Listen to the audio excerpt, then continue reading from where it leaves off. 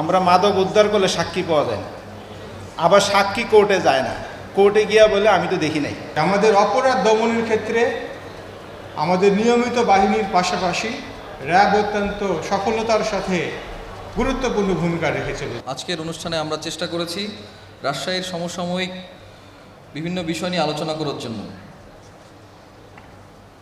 আপনারা আমাদের এই আলোচনায় অংশগ্রহণ করেছেন। আমি এ পর্যায়ে আজকের এই অনুষ্ঠানে র্যাব 5 কর্তৃক আজকের এই সময় বুঝি সবাই, বিশেষ করে নাগরিক সমাজ এবং আমাদের ল এনফোর্সমেন্ট এজেন্সির কর্মী নিয়ে ব্যাপক আলোচনা হয়েছে এবং আমি অনেকে সবাই উপলব্ধি করতে পারছি যে আমাদের এই রাজশাহী নগরীকে যদি আমরা নিরাপদ করতে চাই তাহলে সবারই সহযোগিতা প্রয়োজন। কিন্তু আমি কিভাবে সহযোগিতা করছি বা আমি কিভাবে সহযোগিতা করব, এটা কিন্তু একটা বিরাট বিষয়। আমরা সবাই চাই সহযোগিতা করতে, কিন্তু সহযোগিতার সময় কাউকে পাওয়া যায় না, এটা হলো একটা বিষয়।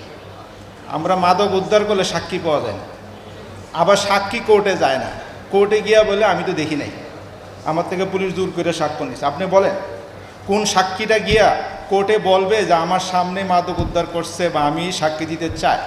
এটা কিন্তু একটা বিরাট সমস্যা। মাদক আইনে দেখেন যত মামলা হয় বেশিরভাগ অংশে খালাস হয়ে যায়, কারণ যথাযথ সাক্ষী স্যার আইনে বলছে নিরপেক্ষ সাক্ষী লাগবে।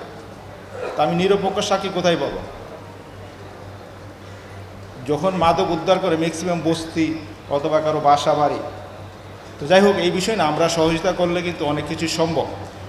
সমালোচনা করা সহজ, আলোচনা করা একটু কঠিন, এটাই বাস্তবতা। যদি সমালোচনা করেন 5ই আগস্টের মাত্র 7 দিন পুলিশ ডিউটি করে, মাত্র 7 দিন, আপনি কিন্তু বাড়িতে ঘুমাইতে পারেন নাই, আপনি কিন্তু রাস্তায় পাহারা দিছে, আপনি কিন্তু আমি দেখছি আত্মীয় স্বজন আমরা সবাই যার যার বাড়ি পাহাড়, এখন কিন্তু আপনি নিরাপদে বাসায় ঘুমান।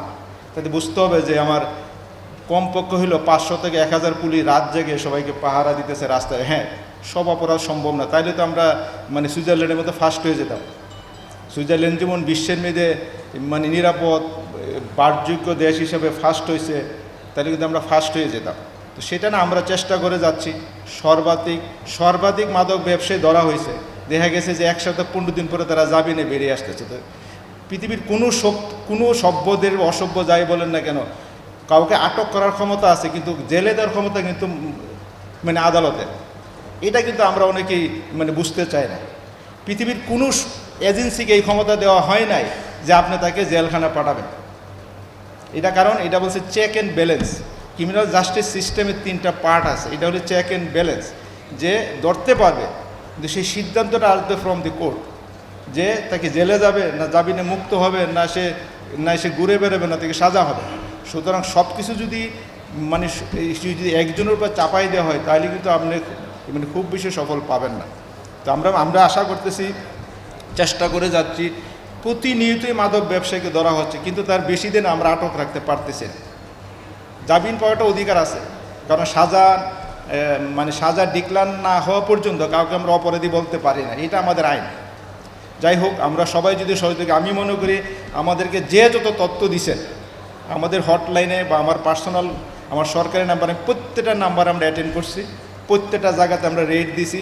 হয়তো অনেক সময় পেয়েছি, অনেক সময় পাই নাই, কারণ আপনার দৃষ্টিতে সে মাদক ব্যবসায়ী, কিন্তু আমার কাছে তো ডকুমেন্ট লাগবে। আমি তো ডকুমেন্ট ছাড়া আদালতে কাউকে পাঠাইতে পারবো না। র্যাব কোনো আলাদা কোনো কিছু নয়, এটি একটি জনগণের বাহিনী, জনবান্ধব বাহিনীতে পরিণত হয়েছে এবং এই উপলব্ধি র্যাবের পক্ষ থেকে এসেছে। এবং এটি প্রথমবারের মতো একটি টাউন হল সভা র্যাবের পক্ষ থেকে আয়োজন করা হয়েছে, যেখানে আপনারা আছেন। আমরা করতালি দিই একটা। আমরা র্যাবের সকল বাহিনীকে সাধুবাদ জানাই, অভিবাদন জানাই, কংগ্রাচুলেট করি এবং স্যালুট জানাই যে আমাদের অপরাধ দমনের ক্ষেত্রে আমাদের নিয়মিত বাহিনীর পাশাপাশি র্যাব অত্যন্ত সফলতার সাথে গুরুত্বপূর্ণ ভূমিকা রেখে চলেছে।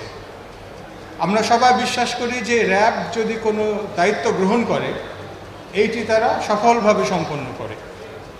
র্যাবের খাতায় ব্যর্থতা নাই বললে চলে। এই কারণে আমরা খুবই আশাবাদী আজকের এইটি, যে র্যাব জনগণকে সাথে নিয়ে আইন শৃঙ্খলা রক্ষার ক্ষেত্রে ভূমিকা রাখতে চায়। এই জন্য আপনাদের সাথে মত বিনিময় করেছি। আপনারা একেবারেই খোলামেলা পরিবেশে সমালোচনা করতে পেরেছেন, প্রশ্ন করতে পেরেছেন, পরামর্শ দিয়েছেন। আমার মনে হয় এখান থেকে র্যাব তো বটে, আমরা সবাই উপকৃত হয়েছি।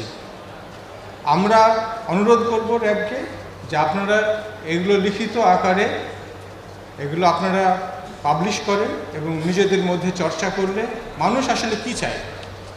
জনবিচ্ছিন্ন হয়ে কোনো বাহিনী কাজ করতে পারে না, আমরা কেউ পারি না। আমাদের এখানে অধ্যক্ষ মহোদয় আছেন, অধ্যক্ষ স্যার কিন্তু তোমাদেরকে নিয়েই চলে, আমাদের ছাত্রছাত্রীদের সকল পরামর্শ নিয়ে কিন্তু তিনি প্রতিষ্ঠান পরিচালনা করেন, তার শিক্ষক মণ্ডলী আছেন, সবাইকে নিয়ে। ঠিক তেমনি আমাদের যারা স্টেক হোল্ডার রাজশাহীতে প্রায় 6.5 লক্ষ বাসিন্দা, সবার নিরাপত্তা বিধান র্যাব আমাদের সবাইকে নিয়ে করতে চায়। এই জন্য একটি পরামর্শমূলক সভা আমরা একটি বলব।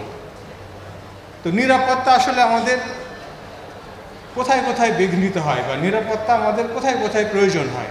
আমাদের ঘরের নিরাপত্তা প্রয়োজন হয়, বাহিরের নিরাপত্তা প্রয়োজন হয়। আমরা কোনো বাহিনীর পক্ষ থেকে বা সরকারের পক্ষ থেকে আমার ঘরের নিরাপত্তা খুব বেশি প্রত্যাশা করি না। আমরা বাহিরে যেন নিরাপদভাবে বের হয়ে আবার ঘরে ফেরত আসতে পারি, এই সময়টুকু আমরা সরকারের কাছে অর্থাৎ নিরাপত্তা বাহিনীর কাছে, আইনশৃঙ্খলা বাহিনীর কাছে এই নিরাপত্তাগুলো প্রত্যাশা করি।